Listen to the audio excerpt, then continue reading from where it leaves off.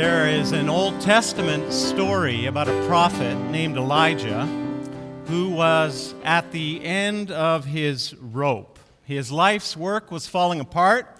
Nobody was listening to him. People with power, big power, were out to kill him, and he was on the run, ready to give up, even praying at one point, his deepest, most desperate point, that God would take his life. He was finished and desperate for a word from God. And then, just at the right time, holed up in a cave, God spoke to his prophet. And the words spoken were good and right for Elijah to hear and encouraging and hopeful. But what was beautiful in recalling that story this week was how the word, the revelation, came. The Lord said to Elijah, "Go out and stand on the mountain in the presence of the Lord, for the Lord is about to pass by." And then a great and powerful wind tore the mountains apart and shattered the rocks before the Lord. But the Lord was not in the wind. And after the wind, there was an earthquake. But the Lord was not in the earthquake. And after the earthquake came a fire. But the Lord was not in the fire. And then after the fire came a gentle whisper. And when Elijah heard it, he pulled his cloak over his face and went out and stood at the mouth of the cave. And then a voice said to him, "What are you doing here, Elijah?" And then God spoke to him and gave him direction and hope. And an important lesson for what we're going to talk about this morning to people who, like the prophet, are desperate, I am, to hear a word from God in the middle of my confused, sometimes lost, messed up life. The message is that a mysterious God often speaks in ways we don't expect, at times we're not ready for or prepared for. Mysterious ways. And in this particular case, with a very still, soft whisper. Sometimes God speaks in such small, quiet, almost insignificant ways.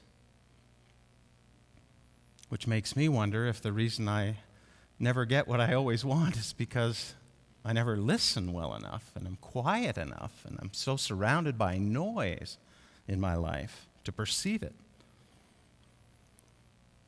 So this week, been thinking a lot about the many different ways that God's revelation is imperceptible to us. Sometimes God's voice is too soft, a whisper. At other times, his ways are too different and therefore beyond our perceptive capacities. At other times, I think God moves too slowly for us to see. And at other times, too fast to be noticed. And there are times where God is doing things that are way, way too small for us to perceive, to notice. And at other times, I think so big and huge that we can't even see it. So, okay, next week's film, I have a confession. I watched it this week. I won't give it all away. And the film for you will be about the beauty and the color, and I'll talk about the theology of it. National Geographic's Mysteries of the Unseen World. Just a beautiful, beautiful look at everything that we never ever see. And the whole time I'm watching the film, I'm doing what I do and making all these God connections, faith connections, seeing how all the different ways that we can't physically perceive reality connect to the different ways that we're spiritually unable to perceive capital R reality.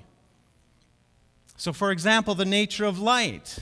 We've talked about that in our church before, but human eyes can only see light on the visible spectrum. You remember that from high school.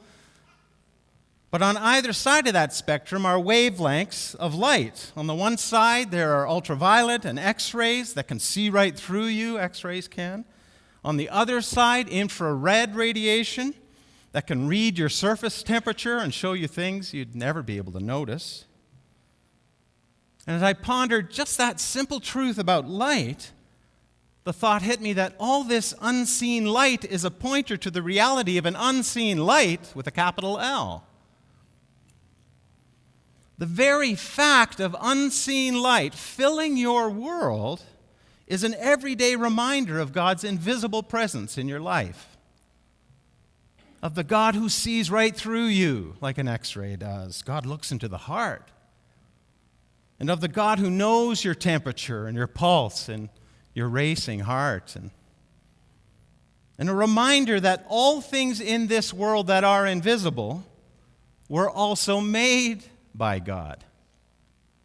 For in him all things were created, the Apostle Paul wrote, things in heaven and on earth, visible and invisible. I've always read that verse in terms of the spiritual world, and surely that is true, but why not the physical world? Everything invisible, ultraviolet radiation was made by God. So every time you get an X-ray, every time you see an infrared image in a movie or in a science report on the news, every time you consider all of the unseen light that fills the cosmos, you have a reminder and a pointer and an opportunity to worship God. God has filled the cosmos with invisible reminders of his very real presence. Another reason that we can't see things, unseen things, is the fact that they move too slowly. So think of a flower blooming, or a glacier retreating, or all of those stars and galaxies that traversed the night sky last night. We know that they move, but we can't, with our naked eye, see the motion. We just can't see it. And we know that there's movement happening.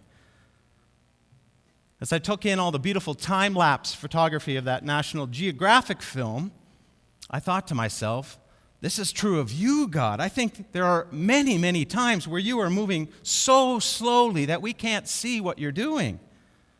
And not in an uncaring or slothful way, but in a patient, at just the right time, at just the right pace and place kind of way.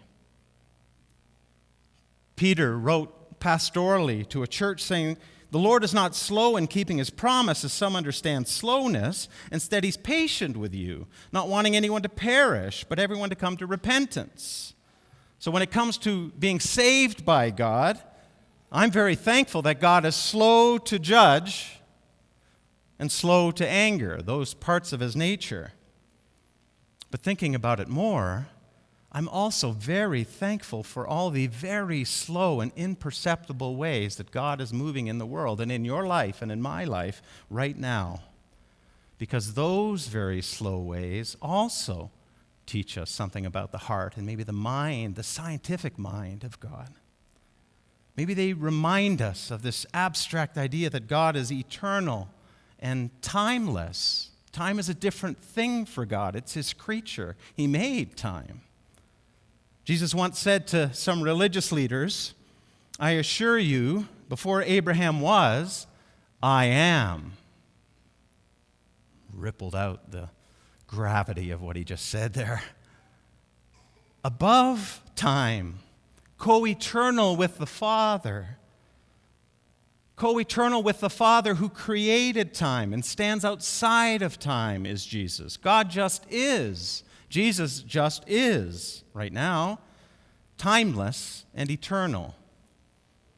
So, from God's perspective, waiting for our planet to rotate one complete rotation, 24 hours for that to happen, or allowing a few weeks for all of those little tree buds that you've maybe noticed on all of those trees in our city to come into bloom, or working for 3 years on your heart for that one thing, that one thorn maybe to be extricated, to be pulled out of you, to deepen your faith in him. Well, for God, that's no time at all. In terms of the big scheme of things, from his perspective. And if you've seen time-lapse photography, then you know that the most beautiful things that ever happen in our world happen very, very slowly, don't they? And the more intricate it seems and complex or important the thing that's happening, the slower it seems to go. 13.8 billion years to unfold the universe. Your whole lifetime to begin the shaping process of your soul. An eternity for all of us to be with God forever, knowing his mystery and delving into it and knowing more and more and more and more forever. Sometimes I wish I had a kind of time-lapse photography for my life and recording our spiritual lives so we could really see how much is happening. And maybe that's the film we get to see at the end when we see him face to face. He runs your life as a time lapse, and you see this thing bloom, and you see color, and you see movement towards his light, and the bending of the plant, and the growth in a way you never could have imagined. No one's ever seen or heard anything like this. No, never so much as imagined quite anything quite like it, what God has arranged for those who love him. But you've seen it, you just felt it a little bit. You've seen it in a mysterious way and heard it because God, by his Spirit, has brought it out into the open before you. Seeing unseen things.